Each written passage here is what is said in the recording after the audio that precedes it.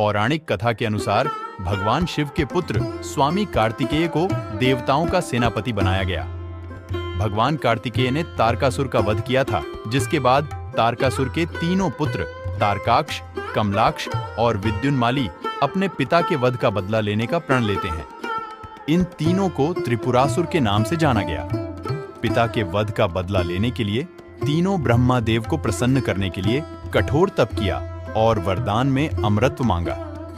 ब्रह्मदेव ने अमरता का वरदान देने से मना कर दिया और कहा कि कुछ और मांगो, जिसके बाद त्रिपुरासुर ब्रह्मदेव से वर मांगते हैं कि हमारे लिए 3 पुरियां जब अभिजित नक्षत्र में एक पंक्ति में हो और अत्यंत शांत होकर असंभव रथ पर सवार असंभव बाण से मारना चाहे तभी हमारी मृत्यु हो, जिसके बाद ब्रह्मदेव तथास्तु कहते हैं। वरदान के बाद त्रिपुरासुर बलशाली होकर हर कहीं आतंक मचाने लगते हैं।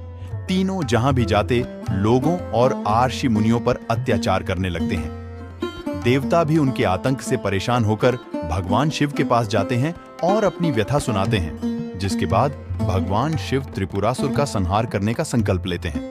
भगवान शिव ने त्रिपुरासुर के वध के लिए पृथ्वी को रथ बनाया, सूर्य और चंद्रमा को पहिए बनाया, सृष्टि सारथी बने, भगवान विष्णु बाण बने, वासुकी धनुष की डोर बने और मेरु पर्वत धनुष बने।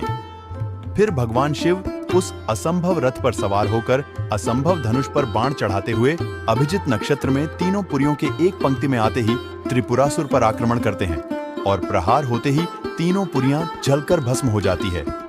त्रिपुरासुर यानी तारकाक्ष, कमलाक्ष और विद्युन्माली का अंत होता है। त्रिपुरासुर के वध के बाद भगवान शिव त्रिपुरारी के नाम से जाने गए। बता दें कि त्रिपुरासुर का जब वध हुआ उस दिन कार्तिक पूर्णिमा था। त्रिपुरासुर के वध की खुशी में सभी देवता प्रसन्न होकर भगवान शिव की नगरी काशी में दीपदान कर खुशियां मनाई गई।